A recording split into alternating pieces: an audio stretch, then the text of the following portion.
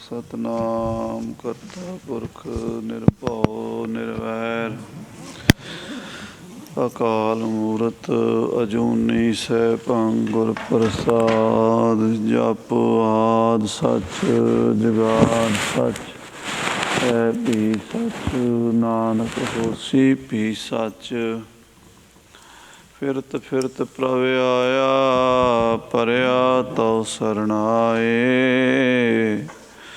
नानक की प्रभ बेनती अपनी भगति लाए। वाहिगुरु जी वडहंस महला तीजा गुरमुख सच संजम तत ज्ञान गुरमुख साचे लगै ध्यान गुरमुख सच संजम तत ज्ञान गुरमुख साचे लगै ध्यान गुरमुख मन मेरे नाम संभाल सदा निभै चलै तेरे नाल रहाओ। गुरमुख जात पत सच सोए गुरमुख अंतर सखाई प्रभ होए। गुरमुख जिसनो आप करे सो होए गुरमुख आप वडाई देवै सोए। गुरमुख शब्द सच करनी सार गुरमुख नानक परवारै साधार गुरमुख शब्द सच करनी सार गुरमुख नानक परवारै साधार।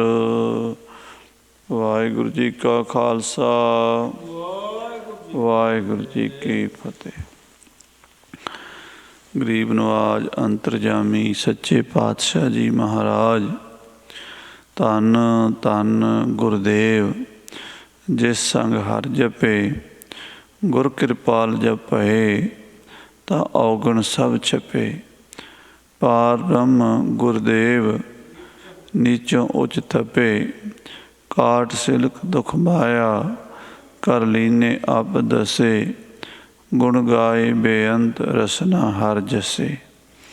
सतगुरु गरीब नवाज अंतरजामी श्री गुरु ग्रंथ साहिब जी महाराज। बाणी गुरु गुरु है बाणी विच बाणी अमृत सारे गुरबाणी कहे सेवक जन मानै प्रतख गुरु निस्तारे। श्री गुरु ग्रंथ साहिब जी के चरनां च ਅੰਮ੍ਰਿਤ ਵੇਲੇ ਦਾ ਦੀਵਾਨ ਸਜਿਆ ਹੈ। ਅੰਮ੍ਰਿਤਮਈ ਗੁਰਬਾਣੀ ਦਾ ਪਾਠ ਕੀਰਤਨ ਸੰਗਤਾਂ ਨੇ ਸਰਵਣ ਕੀਤਾ ਹੈ। ਗੁਰੂ ਕੀ ਸੰਗਤ ਦੇ ਲਾਹੇ ਪ੍ਰਾਪਤ ਕੀਤੇ ਹਨ। ਤਨਕ ਹੀ ਜਾਮਨ ਕੈ ਦੂਧ ਦਧ ਹੋਤ ਜੈਸੇ ਤਨਕ ਹੀ ਕਾਂਜੀ ਪਰੈ दूध फाट जात है। तनक ही बीज बोए बिरख विस्तार होए तनक ही चिन्ह परै भस्म वै समात है। तनक ही बिख खाए होत है विनाश काल तनक ही अमृत कै अमर हुए गात है। संगत असाध साध गन का विवाहता ज्यों तनक ही मैं उपकार अविकार घात है। भाई साहब भाई गुरदास जी ने संगत की और असंगत की व्याख्या की है। साधुआं महापुरुषों भगतां संतां गुरमुखां रब दे प्यारियां दे दर्शन दीदार मेले होने की लाभ देंदे हन की फायदा हुंदा है। मनमुखां दुष्टां पापियां साकतां नास्तिक लोकां दे दर्शनां दा की नुकसान हुंदा है। भाई साहब भाई गुरदास जी ने अपनी बाणी दे विच कवित सवैयां विच दर्शाया है। भाई साहब जी कथन करते हैं तनक ही जामन कै दूध दध होत जैसे। जामन कहते ने जाग लाना, खट्टा लाना, दुध जमान वास्ते। दुध दा दही, मक्खण, घ्यो, लस्सी इहो ਜਿਹੇ अमृतमई पदार्थ छकण वास्ते दुध नूं जाग लाना पैंदा है। जे दुध नूं थोड़ा जिहा किलो दुध दे विच अद्धा क चमचा जां उस तो भी घट जामन जाग ला दईए तां दुध दा दही बन जांदा है। तनक मात्र थोड़ा जिहा जाग, थोड़ा जिहा खट्टा दुध नूं दही बना दिंदा है। उस दही विचों किन्ने सोहणे सोहणे पदार्थ प्राप्त होंदे ने, लोग छकदे ने। लस्सी, मक्खण, घ्यो, कड़ाह प्रशाद दीयां देगां थोड़ा जिहा जाग लाण नाल, खट्टा लाण नाल कितना फर्क पै जांदा है। और तनक ही कांजी परै दूध फाट जात है। थोड़ी जी कांजी दुध च पा दिओ, विगड़े चाटा दुध दा कांजी दी चुख है। चुख है मैंने चुख मात्र थोड़ा जिहा कांजी पै गया, दुध दा चाटा विगड़ जाता है। तनक ही बीज बोए बिरख विस्तार होए।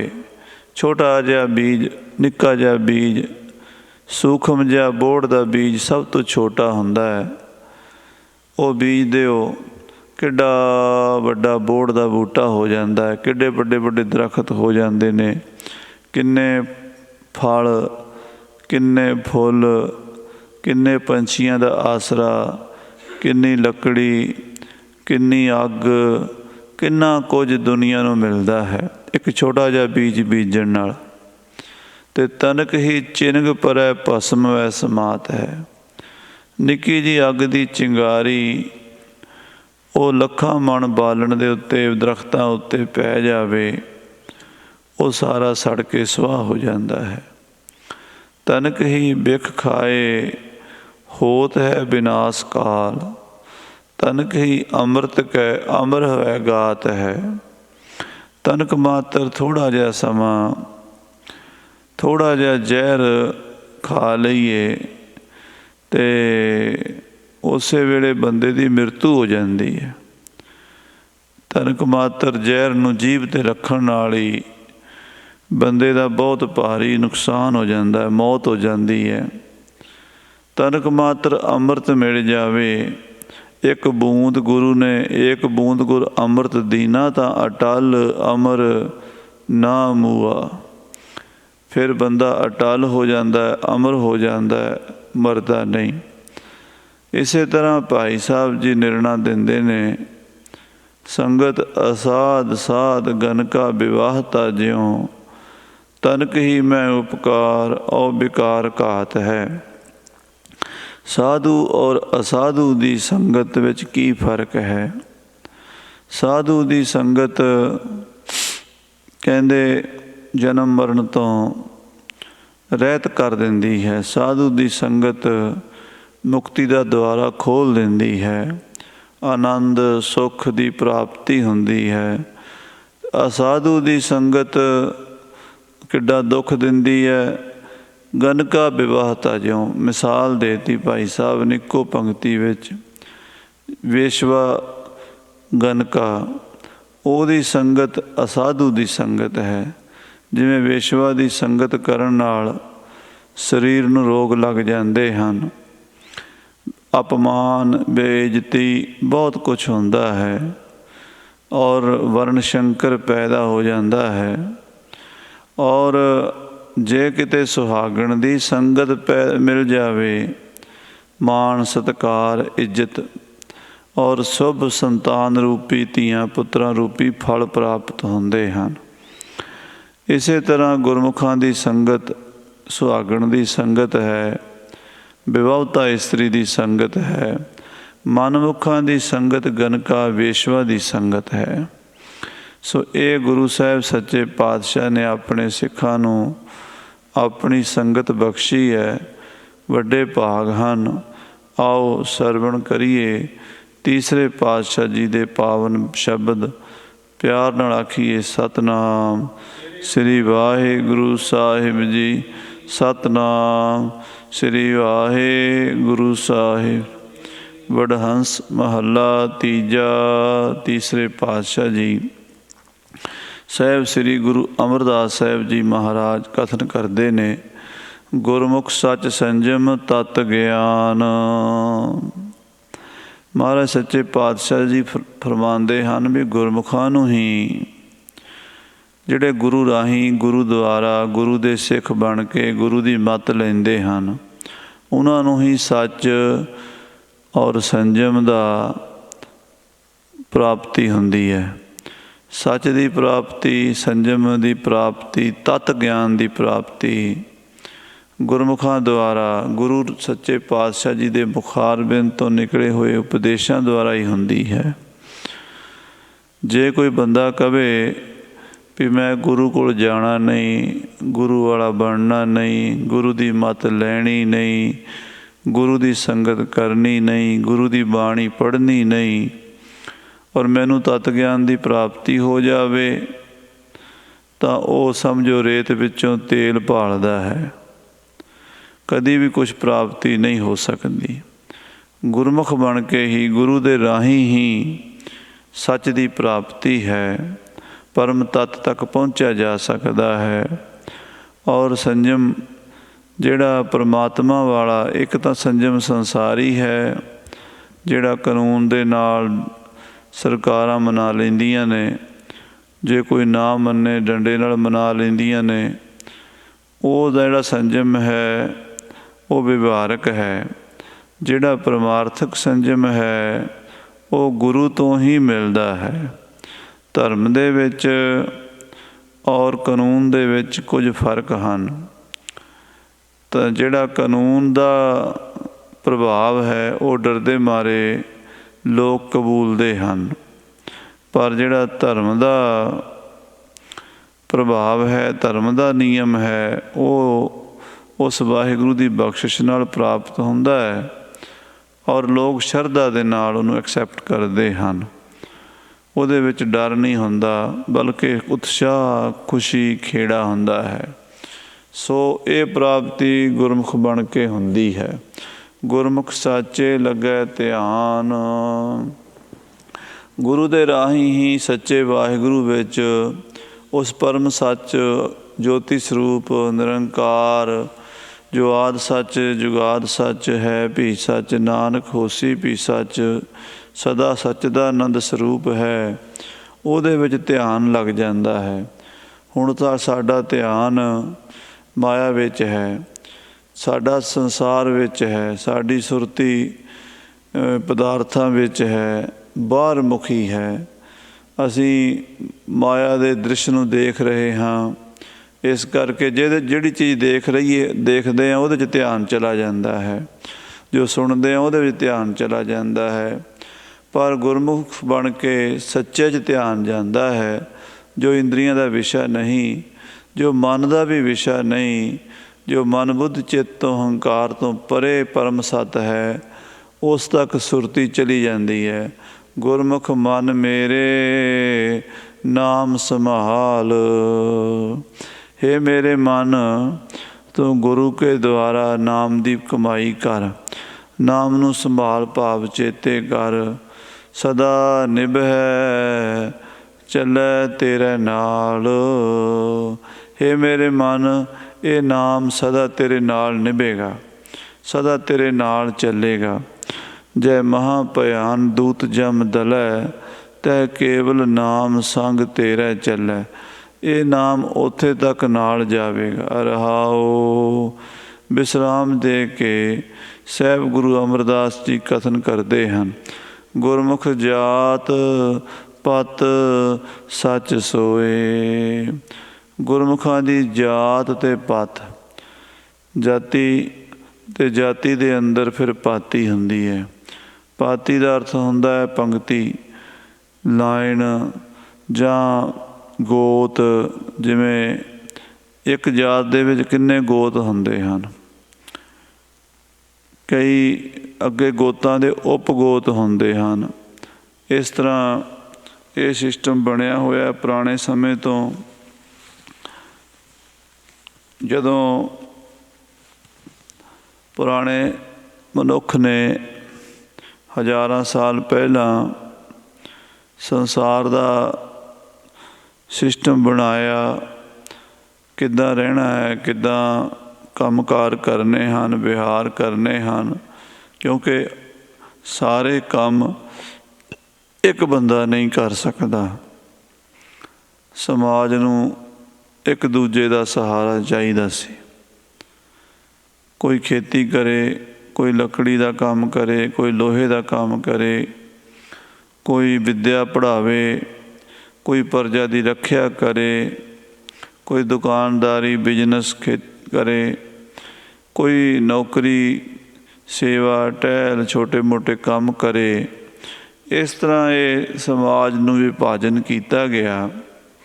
ਹੌਲੇ ਹੌਲੇ ਉਹ ਖਾਨਦਾਨੀ ਕੰਮ ਬਣ ਗਏ।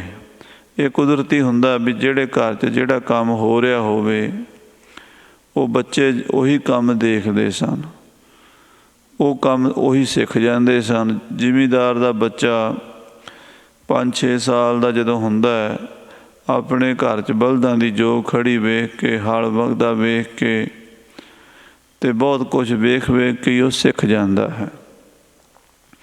ਤਰਖਾਣ ਦਾ ਬੱਚਾ ਘਰ ਦੇ ਵਿੱਚ ਲੱਕੜੀ ਦੇ ਹੁੰਦੇ ਕੰਮ ਨੂੰ ਵੇਖ ਕੇ ਉਹ ਲੱਕੜੀ ਦਾ ਕੰਮ ਸਿੱਖ ਜਾਂਦਾ ਹੈ। ਲੁਹਾਰ ਦਾ ਬੱਚਾ ਲੋਹੇ ਦਾ ਕੰਮ ਘਰ ਵਿੱਚ ਹੁੰਦਾ ਵੇਖ ਕੇ ਉਹਦੇ ਦਿਮਾਗ ਵਿੱਚ, ਉਹਦੀ ਸੁਰਤ ਵਿੱਚ ਉਹਦਾ ਨਕਸ਼ਾ ਉਤਰ ਜਾਂਦਾ ਹੈ। ਇਸੇ ਤਰ੍ਹਾਂ ਹੀ ਵਿੱਦਿਆ ਪੜ੍ਹਾਉਣ ਵਾਲੇ ਦਾ ਬੱਚਾ ਘਰ ਵਿੱਚ ਪੜ੍ਹ ਰਹੇ ਵੇਦ ਮੰਤਰਾਂ ਨੂੰ ਸੁਣ ਸੁਣ ਕੇ ਉਹ ਕੰਠ ਕਰ ਲੈਂਦਾ, ਉਹਦੀ ਸੁਰਤ ਵਿੱਚ ਚਲੇ ਜਾਂਦੇ ਹਨ ਅਤੇ ਉਹ ਫਿਰ ਉਸੇ ਤਰ੍ਹਾਂ ਦਾ ਉਹ ਕਾਮਯਾਬ ਹੋ ਜਾਂਦਾ ਸੀ। ਇਸ ਕਰਕੇ ਇਹ ਜਾਤੀ ਪ੍ਰਥਾ ਜਿਹੜੀ ਸ਼ੁਰੂ ਹੋਈ ਸੀ ਅਤੇ ਉਹ ਬੰਦੇ ਦੀ ਜਾਣ ਪਛਾਣ ਬਣਾਉਂਦੀ ਸੀ। ਜਾਤ ਸ਼ਬਦ ਜੋ ਹੈ ਇਹ ਗਿਆਤ ਪਦ ਤੋਂ ਬਣਿਆ, ਜਿਸ ਦਾ ਅਰਥ ਹੈ ਗਿਆਨ ਹੋਣਾ, ਜਾਣਨਾ। ਸਿੱਧਾ ਜਾਂ ਪੰਜਾਬੀ 'ਚ ਆਪਾਂ ਅਰਥ ਕਰ ਲਈਏ ਜਾਣਕਾਰੀ। ਕਿਸੇ ਬੰਦੇ ਦੀ ਜਾਣਕਾਰੀ ਉਹਦੇ ਕੰਮ ਤੋਂ ਹੁੰਦੀ ਸੀ। ਅੱਜ ਵੀ ਅਸੀਂ ਕਿਸੇ ਬੰਦੇ ਦਾ ਘਰ ਪੁੱਛਦੇ ਹਾਂ, ਕਿਸੇ ਪਿੰਡ ਜਾਂਦੇ ਹਾਂ, ਕਿਸੇ ਬੰਦੇ ਨੂੰ ਪੁੱਛਦੇ ਹਾਂ, ਭਾਈ ਇੱਥੇ ਇੱਕ ਸੱਜਣ ਸਿੰਘ ਰਹਿੰਦਾ, ਉਹ ਅੱਗੋਂ ਕਹੇਗਾ ਵੀ ਸੱਜਣ ਸਿੰਘ ਤਾਂ 2-3 ਰਹਿੰਦੇ ਨੇ, ਦੱਸੋ ਕੰਮ ਕੀ ਕਰਦਾ? ਉਹ ਕਹਿੰਦੇ ਜੀ ਉਹ ਬਿਜਲੀ ਦੇ ਮਹਿਕਮੇ 'ਚ ਲੱਗਾ ਹੈ, ਜਾਂ ਉਹ ਪੁਲਿਸਮੈਨ ਹੈ, ਜਾਂ ਉਹ ਕੋਈ ਮਿਸਤਰੀ ਹੈ, ਜਾਂ ਉਹ ਕੋਈ ਕੰਮ ਕਰਦਾ। ਉਹਦੇ ਕੰਮ ਦਾ ਜਦੋਂ ਦੱਸਦੇ ਤਾਂ ਇੱਕਦਮ ਉਹ ਕਹਿੰਦਾ ਉਹਦਾ ਘਰ ਉਹ ਫਲਾਣੇ ਮਹੱਲੇ ਵਿੱਚ, ਫਲਾਣੀ ਗਲੀ ਵਿੱਚ, ਫਲਾਣੇ ਮੋੜ 'ਤੇ ਚਲੇ ਜਾਓ, ਉੱਥੇ ਹੈ। ਕੰਮ ਤੋਂ ਹੀ ਬੰਦੇ ਦੀ ਜਾਣ ਪਛਾਣ ਹੁੰਦੀ ਹੈ। ਔਰ ਪਾਤ ਕਹਿੰਦੇ ਇੱਕੋ ਜਾਤੀ ਦੇ ਵਿੱਚ ਫਿਰ ਅੱਗੇ ਇਹ ਫਿਰ ਜਦੋਂ ਇਸ ਤਰ੍ਹਾਂ ਕਈ ਹਜ਼ਾਰਾਂ ਸਾਲਾਂ ਤੋਂ ਇਹ ਸਿਸਟਮ ਬਣਦਾ ਗਿਆ, ਉਹ ਜਾਤਾਂ ਬਣ ਗਈਆਂ। ਉਹਨਾਂ ਦੇ ਅੰਦਰ ਵੀ ਫਿਰ ਜਾਤਾਂ ਦੇ ਅੰਦਰ ਰਿਸ਼ਤੇ ਨਾਤੇ ਕਰਨ ਲਈ ਇੱਕ ਜਾਤ ਦੂਜੀ ਜਾਤ ਤੋਂ ਥੋੜ੍ਹਾ ਰਿਸ਼ਤੇ ਨਾਤੇ ਦਾ ਫਰਕ ਰੱਖਦੀ ਸੀ, ਤਾਂ ਉਹ ਆਪਣੀ ਜਾਤ ਵਿੱਚ ਇਸ ਕਰਕੇ ਰਿਸ਼ਤਾ ਕਰਦੇ ਸਨ ਬਈ ਇੱਕ ਪਰਿਵਾਰ ਦਾ ਜਿਹੜਾ ਬੱਚਾ ਹੋਏਗਾ ਉਹਦਾ ਖੂਨ ਦਾ ਸਿਸਟਮ ਉੱਦਾਂ ਦਾ ਹੀ ਹੋਵੇਗਾ। ਜਿਵੇਂ ਮੰਨ ਲਓ ਮਿਰਾਸ਼ੀ ਜਾਤ ਹੈ ਜਿਹੜੀ, ਉਹ ਕਹਿੰਦੇ ਆ ਵੀ ਆਪਣੀ ਬਰਾਦਰੀ ਤੋਂ ਬਾਹਰ ਵਿਆਹ ਨਹੀਂ ਕਰਦੇ। ਹਾਲਾਂਕਿ ਉਹਨਾਂ ਨੂੰ ਆਮ ਲੋਕ ਜਿਹੜੇ ਨੇ ਨੀਵਾਂ ਸਮਝਦੇ ਹਨ। ਗੁਰੂ ਨਾਨਕ ਨੇ ਉਹਨਾਂ ਨੂੰ ਆਪਣੇ ਬਰਾਬਰ ਬਿਠਾਇਆ, ਭਾਈ ਕਿਹਾ, ਭਾਈ ਮਰਦਾਨੇ ਨੂੰ। ਤੋ ਭਾਵੇਂ ਲੋਕਾਂ ਦੀ ਨਿਗਾਹ ਵਿੱਚ ਜਾਤ ਬਹੁਤੀ ਉੱਚੀ ਨਹੀਂ ਸੀ, ਪਰ ਫਿਰ ਵੀ ਉਹ ਲੋਕ ਜਿਹੜੇ ਹਨ ਕਿਸੇ ਉੱਚੀ ਜਾਤੀ ਵਿੱਚ ਰਿਸ਼ਤਾ ਨਹੀਂ ਕਰਦੇ, ਛੋਟੀ ਜਾਤੀ 'ਚ ਨਹੀਂ ਕਰਦੇ, ਬਗਾਨੀ ਜਾਤੀ 'ਚ ਨਹੀਂ ਕਰਦੇ। ਤਾਂ ਉਹਦਾ ਕਾਰਨ ਇਹ ਸੀ, ਉਹ ਕਹਿੰਦੇ ਸੀ ਵੀ ਦੂਜਾ ਖੂਨ ਰਲ ਜਾਏਗਾ, ਸਾਡਾ ਗਲਾ ਖਰਾਬ ਹੋ ਜਾਏਗਾ। ਵੀ ਦੂਜਾ ਖੂਨ ਰਲ ਜਾਏਗਾ, ਗਲੇ ਦਾ ਸੁਰੀਲਾਪਣ ਖਤਮ ਹੋ ਜਾਏਗਾ। ਹਰ ਇੱਕ ਜਾਤੀ ਦੇ ਅੰਦਰ ਖੂਨ ਦੇ ਵਿੱਚ ਉਹ ਚੀਜ਼ਾਂ ਸਮਾਈਆਂ ਹੁੰਦੀਆਂ। ਜਿਹੜਾ ਕਿਰਸਾਨ ਦਾ ਬੱਚਾ ਹਲ ਵਾਹ ਸਕਦਾ ਹੈ, ਬਾਣੀਏ ਦਾ ਬੱਚਾ ਓਨਾ ਵਧੀਆ ਹਲ ਨਹੀਂ ਵਾਹ ਸਕਦਾ। ਜਿੰਨੀ ਦੁਕਾਨਦਾਰੀ ਬਿਜ਼ਨਸ ਬਾਣੀਆ ਕਰ ਸਕਦਾ ਹੈ, ਉਹ ਜ਼ਿਮੀਂਦਾਰ ਜਾਂ ਦੂਸਰੀ ਜਾਤੀ ਵਾਲਾ ਓਨੀ ਕਾਮਯਾਬੀ ਨਾਲ ਨਹੀਂ ਕਰ ਸਕਦਾ, ਭਾਵੇਂ ਬੁੱਤਾਂ 'ਤੇ ਸਾਰੀ ਜਾਂਦੇ ਹਾਂ। ਅੱਜ ਕੱਲ੍ਹ ਆਪਾਂ ਸਾਰੇ, ਕਿਉਂਕਿ ਮਹਾਰਾਜ ਨੇ ਲਿਖਿਆ ਨਾ, ਸ਼ੰਕਰ ਵਰਨ ਪਰਜਾ ਸਭ ਪਈ, ਏਕ ਗਿਆਤ ਕੋ ਰਹਾ ਨਾ ਕੋਈ, ਖੱਤਰੀਆਂ ਤਾਂ ਧਰਮ ਛੋੜਿਆ, ਮਲੇਸ਼ ਭਾਖਿਆ ਗਹੀ, ਸ੍ਰਿਸ਼ਟ ਸਭ ਇੱਕ ਵਰਨ ਹੋਈ, ਧਰਮ ਕੀ ਗਤ ਰਹੀ। ਧਰਮ ਉਦੋਂ ਖਤਮ ਹੋ ਜਾਂਦਾ ਜਦੋਂ ਇਸ ਤਰ੍ਹਾਂ ਸਿਸਟਮ ਵਿਗੜ ਜਾਂਦਾ। ਇਹ ਗੁਰੂ ਨਾਨਕ ਦੇਵ ਜੀ ਮਹਾਰਾਜ ਨੇ ਤੌਖਲਾ ਜ਼ਾਹਰ ਕੀਤਾ ਅੱਜ ਤੋਂ 500 ਸਾਲ ਪਹਿਲਾਂ। ਠੀਕ ਹੈ ਵੀ ਅੱਜ ਇਹਨਾਂ ਗੱਲਾਂ ਨੂੰ ਦੱਸਣ ਵਾਲਾ ਵੀ ਦੋਸ਼ੀ ਬਣ ਜਾਂਦਾ, ਕੋਈ ਲੋਕ ਸੁਣ ਕੇ ਰਾਜੀ ਨਹੀਂ, ਪਰ ਬਰੀਕੀ ਨਾਲ ਚਿੰਤਨ ਕਰਨ ਦਾ ਪਤਾ ਲੱਗੇ ਵੀ ਗੱਲਾਂ ਗੁਰੂ ਨਾਨਕ ਨੇ ਕਿਉਂ ਕਹੀਆਂ ਸਨ। ਸ੍ਰਿਸ਼ਟ ਸਭ ਇੱਕ ਵਰਨ ਹੋਈ, ਇੱਕ ਵਰਨ। ਆਹ ਦੇਖ ਲਓ ਵੀ ਠੀਕ ਹੈ ਵੀ ਮਨੁੱਖ ਜਾਤੀ ਜਿਹੜੀ ਹੈ ਉਹ ਇੱਕ ਜਾਤ ਹੈ, ਪਰ ਬੋਲੀ ਦਾ, ਕੰਮਕਾਰ ਦਾ, ਪਹਿਰਾਵੇ ਦਾ, ਸੱਭਿਆਚਾਰ ਦਾ ਫਰਕ ਹੁੰਦਾ। ਉਹ ਜਿਹੜਾ ਹੈ ਉਹਨੂੰ ਜਦੋਂ ਆਪਾਂ ਛੱਡ ਦਿੰਦੇ ਹਾਂ, ਫਿਰ ਬਾਹਲਾ ਭਿਅੰਕਰ ਸਮਾਜ ਦੇ ਵਿੱਚ ਉਥਲ ਪੁਥਲ ਹੁੰਦੀ ਹੈ। ਤੋ ਉਹਦੇ ਨਾਲ ਜਿਹੜੇ ਨੁਕਸਾਨ ਹੁੰਦੇ ਨੇ ਉਹ ਵੀ ਆਪਣੀ ਥਾਂ 'ਤੇ ਬੜੇ ਵਿਚਾਰਨਯੋਗ ਹੁੰਦੇ ਨੇ। ਸੋ ਜਾਤ ਪਾਤ ਜਿਹੜੀ ਹੈ ਉਹ ਸਮਾਜ ਦਾ ਇੱਕ ਵਿਵਸਥਾ ਸੀਗੀ, ਪਰ ਉਹਦੇ ਵਿੱਚੋਂ ਵੀ ਕੁਝ ਬੁਰਾਈਆਂ ਨਿਕਲੀਆਂ। ਬੁਰਾਈਆਂ ਕੀ ਸਨ ਵੀ ਇਹ ਵੱਡਾ ਹੈ, ਇਹ ਛੋਟਾ ਹੈ। ਹਾਲਾਂਕਿ ਪੁਰਾਣੇ ਮਹਾਂਪੁਰਸ਼ਾਂ ਨੇ, ਜਿਨ੍ਹਾਂ ਨੇ ਗੱਲ ਸ਼ੁਰੂ ਕੀਤੀ ਹੋਵੇਗੀ, ਉਹਨਾਂ ਨੇ ਵੱਡਾ ਛੋਟਾ ਨਹੀਂ ਕੀਤਾ। ਬਾਅਦ ਵਾਲਿਆਂ ਨੇ ਇਹ ਕੰਮ ਛੋਟਾ ਕਰ ਰਿਹਾ ਹੈ, ਗਰੀਬ ਹੈ, ਕਿਉਂਕਿ ਜਿਹੜਾ ਛੋਟਾ ਕੰਮ ਕਰੇ ਉਹਨੂੰ ਪੈਸੇ ਵੀ ਘੱਟ ਮਿਲਦੇ ਸਨ, ਅਤੇ ਉਹਨੂੰ ਫਿਰ ਵੱਡੇ ਜਿਹੜੇ ਸਨ ਉਹ ਪਛਾੜ ਕੇ ਲਤਾੜ ਕੇ ਰੱਖਦੇ ਸਨ ਵੀ ਦੱਬਿਆ ਰਹੇਗਾ ਸਾਡੇ ਤੋਂ ਤਾਂ ਕੰਮ ਕਰੇਗਾ। ਜੇ ਇਹਨੂੰ ਪੈਸੇ ਚੰਗੇ ਮਿਲ ਗਏ ਇਹ ਕੰਮ ਨਹੀਂ ਕਰੇਗਾ ਸਾਡੇ ਬਰਾਬਰ। ਇਸ ਕਰਕੇ ਫਿਰ ਉਹ ਇੱਦਾਂ ਦੀ ਜਿਹੜੀ ਕਾਣੀ ਵੰਡ ਵਾਲੀ ਵਿਵਸਥਾ ਸੀਗੀ, ਉਹਨੇ ਜਾਤ ਪਾਤ ਦੀ ਵਿਵਸਥਾ ਨੂੰ ਖਰਾਬ ਕੀਤਾ। ਫਿਰ ਉਹੀ ਵਰਨ ਸ਼ੰਕਰ ਵਾਲੀ ਗੱਲ ਸ਼ੁਰੂ ਹੋਈ। ਮਹਾਰਾਜ ਸਾਹਿਬ ਜੀ, ਗੁਰੂ ਅਮਰਦਾਸ ਸਾਹਿਬ ਜੀ ਕਹਿੰਦੇ ਗੁਰਮੁਖਾਂ ਦੀ ਜਾਤ ਪਾਤ ਕੀ ਹੈ? ਗੁਰਮੁਖ ਕਿਹੜੀ ਜਾਤ ਨਹੀਂ ਪਛਾਣੇ ਜਾਂਦੇ ਹੈ, ਕਿਉਂਕਿ ਜਾਤ ਬੰਦੇ ਦੀ ਪਛਾਣ ਹੁੰਦੀ ਹੈ, ਉਹਦੀ ਜਾਤੀ ਤੋਂ ਉਹਦਾ ਪਤਾ ਲੱਗ ਜਾਂਦਾ ਸੀ। ਮਹਾਰਾਜ ਕਹਿੰਦੇ ਗੁਰਮੁਖਾਂ ਦੀ ਜਾਤ, ਗੁਰਮੁਖਾਂ ਦੀ ਪਾਤ ਸੱਚ ਹੀ ਹੈ। ਆਖੋ ਸਤਿਨਾਮ ਸ੍ਰੀ ਵਾਹਿਗੁਰੂ। ਗੁਰਮੁਖ ਸੱਚ ਨਾਲ ਹੀ ਪਛਾਣੇ ਜਾਂਦੇ ਹਨ। ਉਹ ਕਿਸੇ ਦੁਨਿਆਵੀ ਗੱਲਾਂ ਕਰਕੇ, ਕਿਸੇ ਕੰਮਕਾਰ ਕਰਕੇ, ਕਿਸੇ ਵਿਹਾਰ ਕਰਕੇ, ਕਿਸੇ ਵਿਸ਼ੇਸ਼ ਖਾਨਦਾਨ ਜੰਮੇ ਹੋਣ ਕਰਕੇ ਨਹੀਂ ਪਛਾਣੇ ਜਾਂਦੇ, ਬਲਕਿ ਉਹ ਗੁਰਮੁਖ ਜਿਹੜੇ ਹਨ ਉਹ ਸੱਚ ਦੇ ਅਭਿਆਸੀ ਹੋਣ ਕਰਕੇ ਹੀ ਪਛਾਣੇ ਜਾਂਦੇ ਨੇ। ਇਸ ਕਰਕੇ ਗੁਰਮੁਖਾਂ ਦੀ ਜਾਤ ਪਾਤ, ਗੁਰਮੁਖ ਜਾਤ ਪਾਤ ਸੱਚ ਸੋਏ, ਉਹ ਸੱਚਾ ਹੀ ਉਹਨਾਂ ਦੀ ਜਾਤ ਹੈ। ਉਹਨਾਂ ਨੂੰ ਕੋਈ ਪੁੱਛੇ ਵੀ ਤੁਹਾਡੀ ਕੀ ਜਾਤ ਹੈ, ਉਹ ਕਹਿੰਦੇ ਸਾਡੀ ਸੱਚ ਹੀ ਜਾਤ ਹੈ। ਖਾਲਸੇ ਨੂੰ ਕੋਈ ਪੁੱਛੇ ਤੁਹਾਡੀ ਕੀ ਜਾਤ ਹੈ, ਕਹਿੰਦੇ ਖਾਲਸਾ ਹੀ ਹੈ। ਕਹਿੰਦੇ ਤੁਹਾਡੇ ਮਾਤਾ ਪਿਤਾ, ਕਹਿੰਦੇ ਗੁਰੂ ਗੋਬਿੰਦ ਸਿੰਘ ਸਾਹਿਬ, ਮਾਤਾ ਸਾਹਿਬ ਦੇਵਾਂ ਜੀ, ਇਹ ਸਾਡੀ ਜਾਤ ਹੈ, ਇਹ ਸਾਡੀ ਪਛਾਣ ਹੈ। ਇਸੇ ਤਰ੍ਹਾਂ ਗੁਰਮੁਖ ਅੰਤਰ ਸਖਾਈ ਪ੍ਰਭ ਹੋਏ। ਗੁਰੂ ਰਾਹੀਂ, ਗੁਰੂ ਦੁਆਰੇ ਜਦੋਂ ਅਭਿਆਸੀ ਜਨ ਕੋਈ ਬਣ ਜਾਂਦਾ ਹੈ, ਗੁਰਮੁਖ ਪਿਆਰਾ ਬਣ ਜਾਂਦਾ ਹੈ, ਤਾਂ ਉਹਨੂੰ ਅੰਦਰੋਂ ਹੀ ਉਹਦਾ ਸਖਾ ਮਿੱਤਰ ਦੋਸਤ ਵਾਹਿਗੁਰੂ ਮਿਲ ਜਾਂਦਾ ਹੈ। ਸਖਾ ਕਹਿੰਦੇ ਨੇ, ਸਾਖਾ ਸ਼ਬਦ ਤੋਂ ਸਖਾ ਬਣਿਆ ਹੈ। ਜਿਵੇਂ ਦਰਖਤ ਦੀ ਟਾਹਣੀ, ਉਹਨੂੰ ਸਾਖਾ ਕਹਿੰਦੇ ਨੇ। ਉਸ ਹਮੇਸ਼ਾ ਦਰਖਤ ਦੇ ਨਾਲ ਹੀ ਹੁੰਦੀ ਹੈ। ਜਿਹੜਾ ਸਾਡੇ ਨਾਲ ਰਵੇ ਉਹਨੂੰ ਸਖਾ ਕਹਿੰਦੇ ਨੇ। ਜਿਹੜਾ ਨਾਲ ਰਵੇ, ਸਾਡੇ ਘੁੰਮਦਾ ਫਿਰਦਾ, ਗੱਲਾਂ ਬਾਤਾਂ ਕਰਦਾ, ਆਮ ਤੌਰ 'ਤੇ ਸਕੂਲੀ ਪੜ੍ਹਾਈ ਵੇਲੇ ਬੱਚਿਆਂ ਦੇ ਦੋਸਤ ਮਿੱਤਰ ਹੁੰਦੇ ਨੇ, ਬਾਅਦ 'ਚ ਫਿਰ ਵਿਛੋੜੇ ਪੈ ਜਾਂਦੇ ਨੇ, ਉਹਨਾਂ ਨੂੰ ਕਹਿੰਦੇ ਸਾਡੇ ਬਾਲ ਸਖਾਈ ਨੇ। पर वाहिगुरू साडा सदा का ही सखा हुंदा, वो कदी विछड़दा नहीं।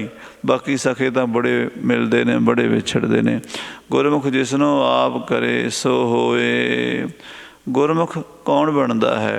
जिसनों वाहिगुरू आप गुरमुख बनाता है, उही गुरमुख बनता है। गुरमुख आप वडाई देवै सोए। महाराज कहते गुरमुखां नूं वाहिगुरू परमेश्वर आप वडियाइयां दिंदा है। आप अपने वर्गे बना के, अपने तखत ते बुला के, अपने गल नाल ला लैंदा है।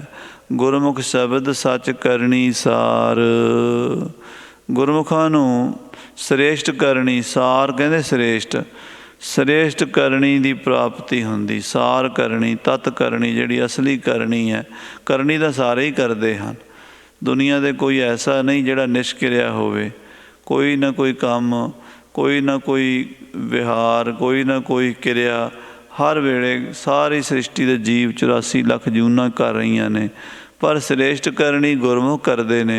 वो की है? शब्द सच, सच्चे शब्द का अभ्यास करना। वो शब्द नाम ब्रह्म का भी है। ब्रह्म जो सच है, चेतन है, आनंद स्वरूप है, ਉਹਦੇ ਅਭਿਆਸ ਵਿੱਚ, ਉਹਦੇ ਵਿੱਚ ਸੁਰਤੀ ਜੋੜਦੇ ਨੇ, ਵਾਹਿਗੁਰੂ ਵਾਹਿਗੁਰੂ ਜਪਦੇ ਨੇ। ਗੁਰਮੁਖ ਨਾਨਕ ਪਰਵਾਰੈ ਸਾਧਾਰ। ਧੰਨ ਗੁਰੂ ਅਮਰਦਾਸ ਤੀਸਰੇ ਨਾਨਕ ਸੱਚੇ ਪਾਤਸ਼ਾਹ ਜੀ ਫਰਮਾਨ ਕਰਦੇ ਹਨ ਕਿ ਗੁਰਮੁਖ ਆਪਣੇ ਪਰਿਵਾਰ ਨੂੰ ਸੁਧਾਰ ਲੈਂਦੇ ਹਨ। ਪਰਿਵਾਰ ਤੋਂ ਭਾਵ ਹੈ ਆਲਾ ਦੁਆਲਾ। ਪਰਿਵਾਰ ਦਾ ਜਿਹੜਾ ਅੱਖਰੀ ਅਰਥ ਹੈ ਪਰਿਵਰਤ ਹੋਇਆ, ਘਿਰਿਆ ਹੋਇਆ। ਆਲੇ ਦੁਆਲੇ ਜਿਸ ਦੇ ਕੁਛ ਨਾ ਕੁਛ ਹੋਵੇ ਉਹਨੂੰ ਕਹਿੰਦੇ ਇਹ ਪ੍ਰਵਿਰਤ ਹੋਇਆ, ਭਾਵ ਇਹ ਘਿਰਿਆ ਹੋਇਆ ਹੈ। ਆਲੇ ਦੁਆਲੇ ਉਹਦੇ ਕੁਛ ਨਾ ਕੁਛ, ਜਿਵੇਂ ਦਰਖਤ ਦੇ ਆਲੇ ਦੁਆਲੇ ਖਾਲ ਹੁੰਦੀ ਹੈ ਨਾ, ਉਹਦੇ ਵਿੱਚ ਪਾਣੀ ਪਾ ਲੈਂਦੇ। ਇਸੇ ਤਰ੍ਹਾਂ ਸਾਡੇ ਆਲੇ ਦੁਆਲੇ ਕਈ ਤਰ੍ਹਾਂ ਦੀਆਂ ਖਾਲਾਂ ਹਨ, ਕਈ ਤਰ੍ਹਾਂ ਦੇ ਵਾੜਾਂ ਹਨ, ਕਈ ਤਰ੍ਹਾਂ ਦੇ ਝਮੇਲੇ ਹਨ, ਬੰਧਨ ਹਨ, ਜਿਨ੍ਹਾਂ ਵਿੱਚੋਂ ਸਭ ਤੋਂ ਨੇੜੇ ਜਿਹੜਾ ਹੈ ਆਤਮਾ ਦੇ ਉਹ ਮਨ, ਬੁੱਧੀ, ਚੇਤਾ, ਹੰਕਾਰ ਹੈ। ਉਸ ਤੋਂ ਪਰੇ ਫਿਰ ਮਨ ਇੰਦਰੀਆਂ ਹਨ, ਗਿਆਨ ਇੰਦਰੀਆਂ, ਗਿਆਨ ਇੰਦਰੀਆਂ ਤੋਂ ਪਰੇ ਕਰਮ ਇੰਦਰੀਆਂ, ਕਰਮ ਇੰਦਰੀਆਂ ਤੋਂ ਪਰਾਂ ਫਿਰ ਪੰਜ ਭੂਤਕ ਸਰੀਰ ਹੈ। ਪੰਜ ਭੂਤਕ ਸਰੀਰ ਤੋਂ ਪਰੇ ਫਿਰ ਇਹਦੇ ਵਿੱਚੋਂ ਪੈਦਾ ਹੋਣ ਵਾਲੇ ਧੀਆਂ, ਪੁੱਤਰ, ਬੱਚੇ, ਉਹ ਵੀ ਪਰਿਵਾਰ ਹੈ। ਅੱਗੇ ਫਿਰ ਉਹਨਾਂ ਪਰਿਵਾਰਾਂ ਦੇ ਵੀ ਗਾਂਹ ਦੀ ਗਾਂਹ ਕੁੜਮ ਸਾਕ ਪਰਿਵਾਰ ਹੀ ਪਰਿਵਾਰ ਨੇ। ਫਿਰ ਗਾਂਹ ਦੀ ਗਾਂਹ ਪਸਾਰਾ ਪਸਰਿਆ ਹੋਇਆ ਹੈ। ਸੋ ਗੁਰਮੁਖ ਜਿਹੜੇ ਹਨ ਉਹ ਆਪਣੇ ਪਰਿਵਾਰ ਨੂੰ ਸੁਧਾਰ ਲੈਂਦੇ ਨੇ। ਉਹ ਕਿਵੇਂ ਸੁਧਾਰਦੇ ਨੇ? ਪਹਿਲਾਂ ਆਪਣੇ ਮਨ ਨੂੰ, ਆਪਣੀ ਬੁੱਧੀ ਨੂੰ, ਆਪਣੇ ਅੰਤःਕਰਨ ਨੂੰ ਸ਼ੁੱਧ ਕਰਕੇ, ਫਿਰ ਇੰਦਰੀਆਂ ਨੂੰ, ਫਿਰ ਕਰਮ ਇੰਦਰੀਆਂ, ਗਿਆਨ ਇੰਦਰੀਆਂ ਸਭ ਸੋਧ ਕੇ, ਫਿਰ ਆਪਣੇ ਧੀਆਂ, ਪੁੱਤ, ਭੈਣ, ਭਰਾ, ਆਲਾ ਦੁਆਲਾ ਸਭ ਹੀ ਸੁਧਾਰ ਦਿੰਦੇ ਨੇ। ਜਿਹੜੇ ਨਗਰ 'ਚ ਸਾਧੂ ਮਹਾਤਮਾ ਹੁੰਦੇ ਨੇ ਉਹ ਨਗਰ ਪਵਿੱਤਰ ਹੋ ਜਾਂਦਾ ਹੈ। ਕਬੀਰ ਸਾ ਕੁਲ ਭਲੀ ਜਾਂ ਕੁਲ ਹਰ ਕੋ ਦਾਸ। ਜਿਹੜੀ ਕੁਲ 'ਚ ਪਰਮੇਸ਼ਰ ਦਾ ਭਗਤ ਬਣ ਪੈਦਾ ਹੋ ਜਾਂਦਾ ਉਹ ਕੁਲ ਹੀ ਭਲੀ ਪਵਿੱਤਰ ਹੋ ਜਾਂਦੀ ਹੈ। ਹਰ ਜਨ ਪਰਿਵਾਰ ਸੁਧਾਰ ਹੈ, ਇੱਕੇ ਕੁਲੀ ਸਭ ਜਗਤ ਛਡਾਵੈ। ਸੋ ਇਤਨੇ ਬਚਨ ਪ੍ਰਵਾਨ ਕਰਨੇ।